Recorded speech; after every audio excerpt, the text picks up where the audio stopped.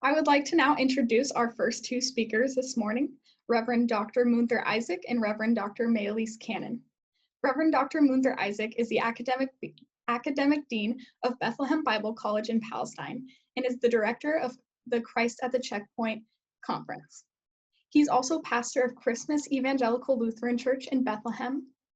Dr. Isaac received his PhD from Oxford Center for Mission Studies. He is the author of From Lands to Lands, From Eden to Renewed Earth, a Christ-centered biblical theology of the Promised Land. His most recent work is The Other Side of the Wall, a Palestinian Christian narrative of lament and hope. This is the book that he and May will be covering today. Reverend Dr. May Elise Cannon is the Executive Director of Churches for Middle East Peace and an ordained pastor in the Evangelical Covenant Church. Cannon formerly served as the Senior Director of Advocacy and Outreach for World Vision US on Capitol Hill in Washington, D.C. She has also served as a consultant to the Middle East for child advocacy issues for Compassion International in Jerusalem, as the Executive Pastor of Hillside Covenant Church located in Walnut Creek, California, and as Director of Development and Transformation for Extension Ministries at Willow Creek Community Church in Barrington, Illinois. If you have any questions for our speakers throughout the day, please use the Q&A function at the bottom of your screen. I'm very excited to hear this conversation from Dr. Cannon and Dr. Isaac this morning.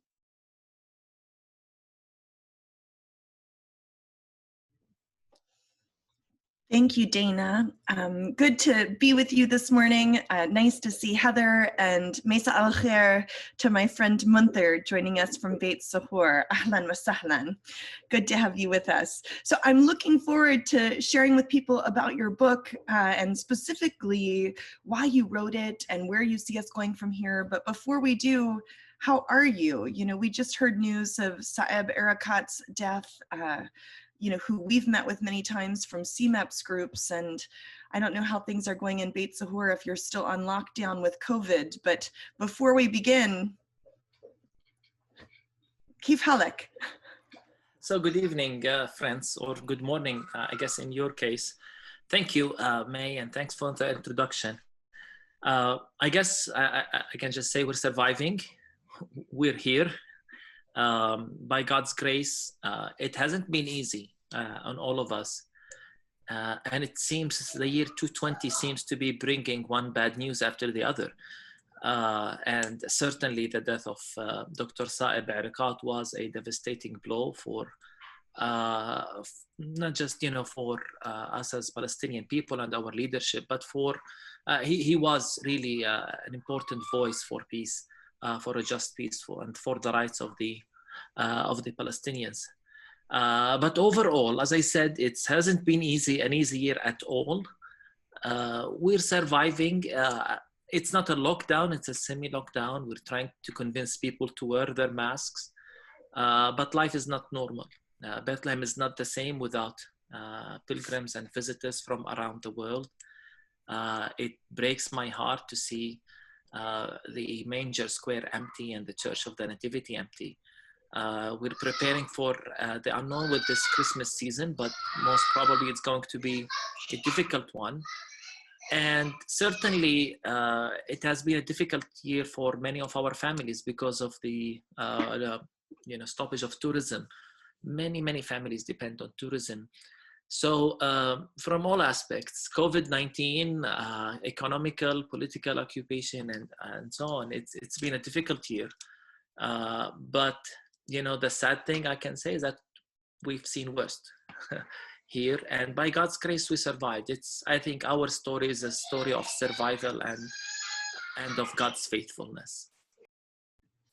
I hear some little people in the background, almost like a symbol of some of the struggles.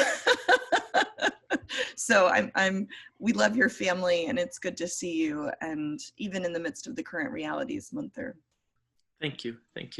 Yes, you probably have heard in the US, the numbers in terms of COVID are increasing, and they're thinking it might even be kind of the worst wave. So they're talking about doing a whole nother round of shutdowns. So things here, albeit different, our political situation has its own challenges. Now that the election is finished, we're looking towards what this transition looks like, and how that's going to move forward, leading into the inauguration in January. But I'm excited to talk about this book. So it's published with InterVarsity. I had the great privilege of endorsing it. The Other Side of the Wall. Tell us about it, but really, why did you write it? What compelled you to tell this part of the story? Yeah, thank you. I wrote the book for various reasons. To begin with, I wanted to tell our story as Palestinians and as Palestinian Christians, because year after year, meeting one visiting church after the other, one visiting pastor after the other, I just realized they don't get it. They don't know. They only get one part of the story, and often not a really accurate side of the story, a side of the story that pretty much dehumanized my people and didn't reflect the whole truth. It became painful to, over the years, to continue to hear people say, I never knew there were Palestinian Christians. So I wanted to tell our stories. And this is something that we have been doing as a church, telling the story of the Palestinians and of the resilience also of our church, the Palestinian Christian Church. And at the same time, I wanted to communicate an alternative vision for this land and a different theology, because I've been troubled, like most Palestinian Christian leaders, by the theology that's honestly coming from the West, and in particular the United States, a theology that completely ignored us as Palestinians, had no room for us, a theology that's one-sided. It's focused on Israel, God's faithfulness to Israel, God's will and plan with Israel. And we want to say, but we live in this land. We've been here for many years. We've continued to say, if your theology does not include all people and show God's love, that's equal love to all people, and there's something wrong with that theology. So my book is a combination of both our story as a Palestinian church and our theology, and hopefully a theology that offers a different vision for peace in this land. You talked a little bit about how part of what's happening now in Bethlehem, Palestine, in Israel also, of course, is the impact of the lack of tourism. And in that regard, do you think people shift their perspective some when they meet people? And what's that look like? And how do you, for people who want to travel and go, we send trips and we introduce them to all sides of the conflict. We talk about it not being monolithic. I've had the great privilege of spending a little bit of time in Gaza and, meeting the people there. But what's the significance of traveling? We're desperate to be with you again on the other side of this conflict. But talk to us a bit about the trip aspect and traveling and how people learn, and does it change people's perspectives? Yeah, I guess we all miss traveling, don't we? And we all look forward to traveling again and pray for that day. But honestly, when you ask me that question, does traveling or visiting groups, does that change the perspectives? I want to say it depends. It depends on the kind of tourism people do or the kind of pilgrimage people do.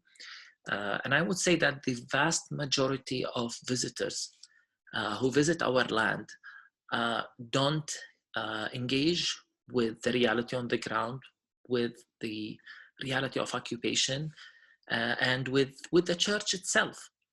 And so I would say, even to a certain degree, the majority of these pilgrimages only serve to emphasize a pre-existing narrative about the land, because they only spend time in the Israeli sides. And if they visit Bethlehem, it's for 2 hours to visit the Nativity Church, and before they go there, they warn them to be careful of the Palestinians. It's simple sentences like this that simply shape someone's perspective about Palestinians. So sadly, there is a serious flaw with the way pilgrimage is being done. It is serving actually the powerful side in all aspects, economically in terms of the narrative. Yet what we want to say is that, pilgrimage is not done this way. Walking in Jesus's footsteps does not mean visiting just old sites, but it means meeting and engaging with people with all sites.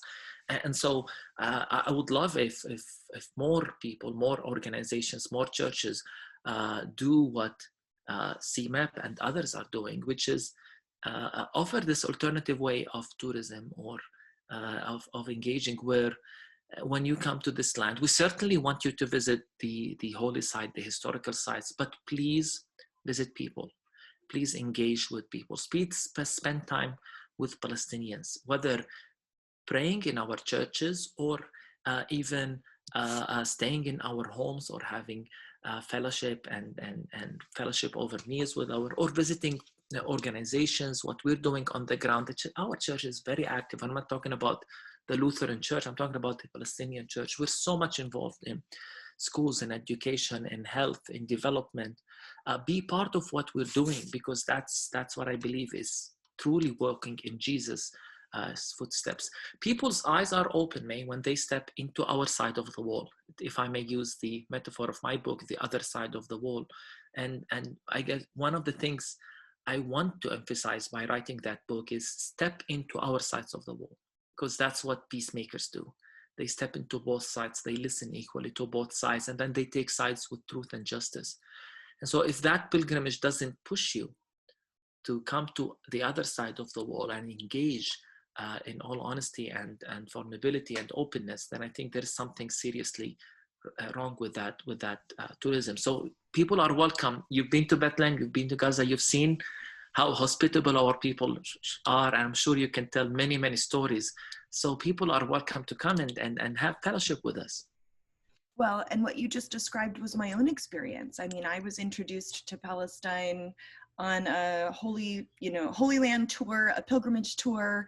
I think it was hearing Bashara Awad tell the story of the Palestinian people, and my heart was utterly broken. And what astounded me is that I was so well educated. I mean, I had several master's degrees, I was getting a doctorate. Here I was in the Holy Land, and I saw these signs that said Free Palestine, and I thought Palestine was a map in the back of my Bible. I mean, I had no idea about the current, struggle and the realities of the occupation since 1967. And then I'm very proud that I was the first person ever to register for a Christ at the Checkpoint conference, which I think, Yes. Munther, is one of your greatest contributions to international advocacy. So there was supposed to be a conference this year. What's happening? Are we thinking it's going to happen next year? What are you anticipating? Maybe we don't know yet, but tell people what Christ at the Checkpoint is and what you think is happening moving forward. Yeah, honestly, we don't know, but yeah, let's step back. Christ at the Checkpoint is an initiative of Bethlehem Bible College that I've been leading for the last 9 years or so. Started by the Bible College, and in particular, Reverend Alex Awad, but who had the idea of engaging with mainly, if I'm honest, evangelical leaders and pastors, but everyone, but in particular evangelicals, about the conflict, about the reality on the ground, and about theology. The idea was, let us read the Bible at the checkpoint. In other words, discussions that have consequences about lives, about people, cannot be done in isolation of context and of reality on the ground.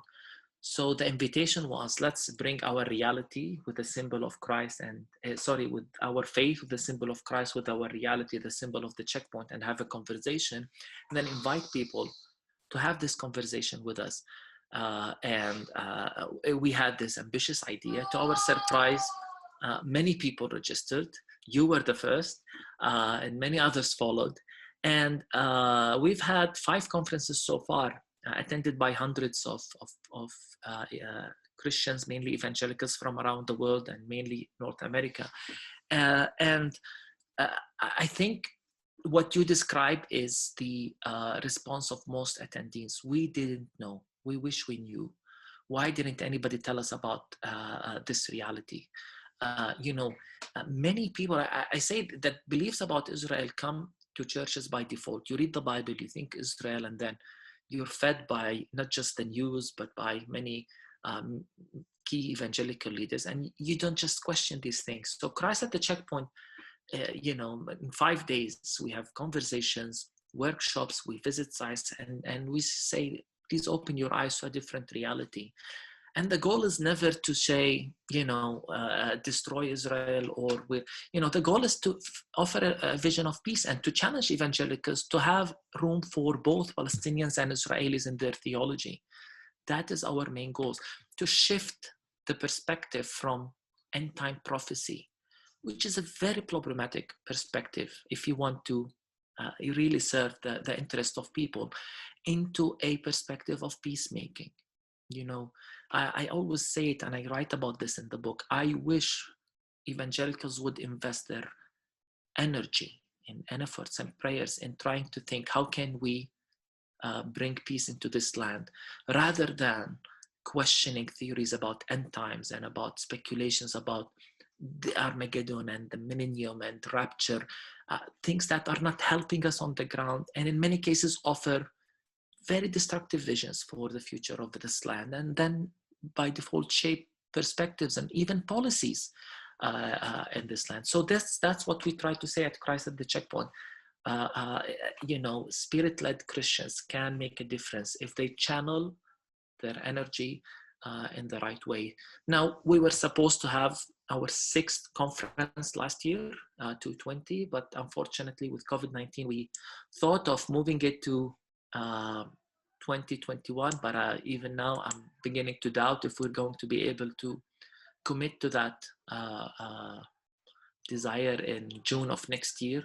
I guess we should make a decision by February or March, depending on traveling to this land. But we've held a series of webinars, also attended by hundreds, which we were very, happy with the outcome of these webinars. So if you continue to visit Christ at the Checkpoint, the Facebook page or the website, you will see more information about these webinars. So for those joining us, I'm talking with Reverend Dr. Munther Isaac about his new book, The Other Side of the Wall.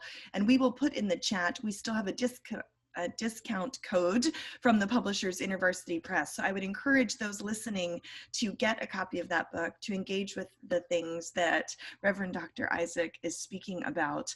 And as we were just talking about Christ at the Checkpoint and some of your international advocacy, you're an author and a pastor, and you're also a father. So you're raising children in the midst of this reality. And one of the things that the team preparing for this conversation today, their age demographic is between 18 and 35. And one of the questions they had is, what's that look like with your kids? How do you talk to them about the current reality? I can hear them playing, or I don't know if they're wrestling or what's going on in the background, but I love it. So don't worry about it. My dog just came and said hello. So we're a part of family together, but tell us what that's like as you're a father to these, young children. It's probably one of the most difficult things to do. Really being a parent in these days, and answering some of the difficult questions that might arise. We live in a very polarized world, and sadly we live in a world where religion is becoming a point of tension. How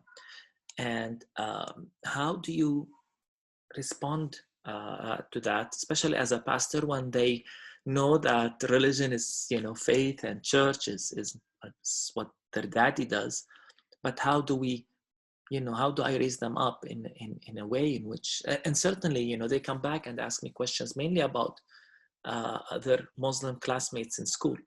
How are they different than us? You just have to be always careful and sensitive and alert to these questions. And one of the things I always, have to remind myself, and I always intention about this, what I tell my children around will remain with them, especially about a God who loves all people equally, about not teaching them to look differently to their Muslim friends as different to their Christian friends. And so, you just have to be careful. And I write about this also in my book, because these are things that I always get questions, why is, I tell the story about when the call for prayer one time woke my son Karam up in the middle of the night, and he was a bit, why is this man shouting? He asked me. And you have to think in a split second, what kind of an answer do I give him? And I just, after thinking, I said, he's praying. Just the way we just prayed to Jesus, he's praying. And that question satisfied him. I could have complained about why is this call of prayer louder? They could easily make it less loud.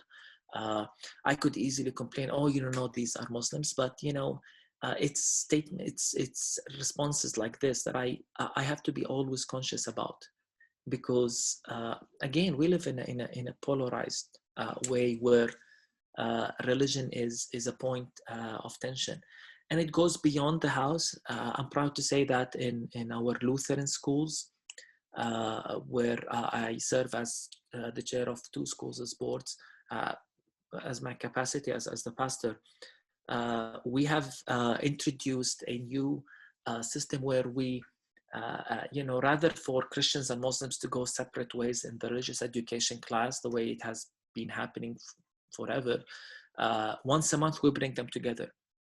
And once a month we teach them that there are Muslims and there are Christians. In some ways we are similar, in some ways we are different, but in everything we must respect one another. We take the Christians to the mosque, we take the Muslims to the church, and I think what we're trying to say is that we need to be careful from now, because by the rate of things, it's not looking good. And certainly, I'm sure when they grow up, they will ask me questions about the checkpoint, about the settlements, and I have to be careful how I answer, even though they're still young, they're 8 and 6. But if my questions, if the way I answer communicate that these are enemies that we should hate and that we should fight, rather than, explaining it in a way that, there is, these are our neighbors, but we're in problem with them because they have not giving us our rights, but we hope for a day in which we become friends. And so on. It's that language, it's what we preach in churches, it's what we teach our children. I think that's how you have to always be sensitive. One of the things I was going to ask you about was the broader Christian-Muslim dynamic in the Palestinian territories. We hear in the West often that Christians are leaving the Holy Land because of Muslim persecution. And you just talked about some of the sensitivities in school, but tell us what is it like? You live in my understanding is the Christian population is somewhere around 1% of the West Yes. Bank.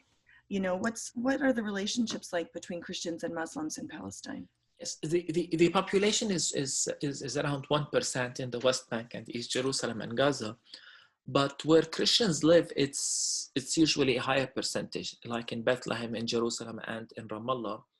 Gaza is the exception, where it's just few hundreds among almost 3 million. And so that changes the dynamic. For example, in Bethlehem, we are 25% of the total, in the area of Bethlehem. And just to emphasize, because you mentioned it, no, Christians are not leaving because they're persecuted by Muslims. Christians are leaving for several reasons.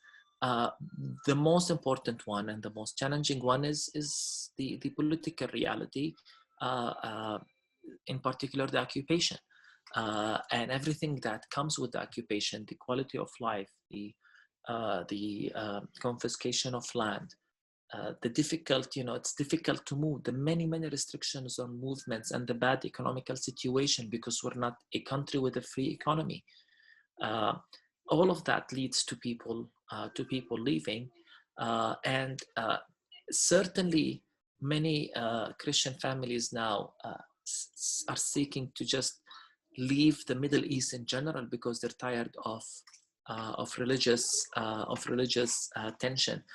But I would be very, very careful just to say, that when it comes to Palestine, overall, I think our relationship with our Muslim neighbor has been very strong because to us, they are neighbors, they are classmates, they are business partners, they are colleagues, more than, as if we are a separate community that certainly there are difficulties every now and then because fundamentalist ideologies are on the rise in the East. But that wouldn't characterize the relationship between our two communities. That's really helpful. And I wish that that message was more prolific in the US context, because there's so much misinformation, and you have one incident, that's then extrapolated when you do have acts of extremism at times. So that's very helpful. I have two more questions, and then I know we already have a question from someone in the audience. Dana is going to facilitate the Q&A time in just a few minutes, but one of my last questions, Munther, for those who are watching now and listening later, what can Christians in the United States do that will most support our brothers and sisters in Christ in Palestine, but also the broader community? What action would you call us toward? I think, first of all, I would like to rephrase the question rather than what can you do for us is what can you do with us? I think there's a big difference between the two questions, because I believe we stand together and we fall together. And the church in Palestine has a particular significance because this is the land where the biblical events took place, the land of the resurrection. But in general, I think as Christians, we stand with one another and for the cause of the kingdom, for causes of justice. One of the things I continue, for example, to push our churches for is also we stand in solidarity with other communities that are suffering injustice. Like, for example, we're building alliances with the Dalit Christian community in India because of the suffering they're going through there. And so what I'm trying to communicate is that we're not looking for people to kind of to look at us through the lens of charity. How can we support? Rather, people who join us and ask us to join them in our efforts and common cause for peace and justice. And when I say, what can you do with us? Join us in our efforts in building our communities. Certainly pray for us and join us in our efforts in what we're doing, whether it's in first of all, listen to Palestinian Christians. I think many times nothing frustrates me more than when people try to speak on our behalf rather than amplify our voices. We're more than capable of speaking on ourselves, for ourselves. So give us room to share our stories. Give us room to share our perspective. Give us room to share our vision for a shared land, as I have explained. And then join our efforts, whether these are efforts for peace or for development or for advocacy, or as I said, in our schools or in our churches. It's so hard for me to say, but our churches are struggling to survive because of people leaving and the lack of resources in these difficult days. So I think for those who really, sometimes I could say after COVID-19, come and volunteer with us, help us in many, many different ways. But I would, summarize all of that is, make sure that you're doing this in not just solidarity, but in full partnership with the Palestinian church.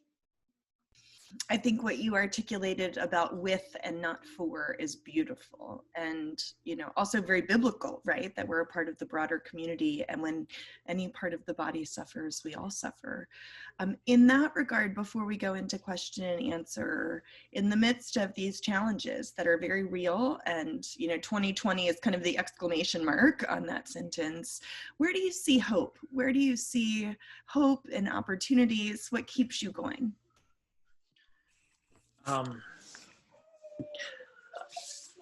One of the things, of course, as I have a whole chapter on hope, and to me, hope is multifold. First of all, hope comes from because we believe in the God of the resurrection. The resurrection reminds us that life will overcome death. Truth will overcome injustice. Jesus was vindicated after suffering from a severe injustice as an innocent person, and ultimately the power of life overcome. So, you know, in a way, you know, Friday might last for too long, but ultimately we believe in the God of the resurrection. On the other side of the wall, from our perspective, in Jerusalem, there is an empty tomb that reminds us of this reality. And that's what I find, honestly, as a Christian, I find hope in God, in the just God. And also I find hope in the fact, you know, to me, hope is not about simply waiting because, you know, the divine intervention has already taken place again in this land. You know, every Christmas, this is the message I continue to preach. 2,000 years ago, God has visited us. And he came specifically to our side of the wall, speaking now metaphorically. He was in solidarity, born in a cave, with a family that ultimately became a refugee family, with people under occupation, with people suffering from different injustices and religious extremism and so on. It's in that place that he came and became man. And that reminds us that God came to us. And so these are not simply fairy tale stories that we tell on Christmas. These are our source of encouragement. And finally, and I think this is a point that I kept repeating, something I've learned from my predecessor, Reverend Mitri Rahib, hope is what we do today. Hope is not simply about waiting. Hope is taking energy from God and acting upon what we know will happen one day. So what I say in the book is what we hope for is what we work for. So hope becomes my mission. Hope becomes my task. Hope becomes my calling in life. And by living for a cause, you know, we are always energized. So rather than looking around us for the very dark picture, we're energized by small stories of success here and there, whether it's as simple as helping a family stand on its feet after a difficult situation, or changing the perspective of one pastor or one church, or winning a legal battle against settlements. Any small story of success, I think, continues to energize us.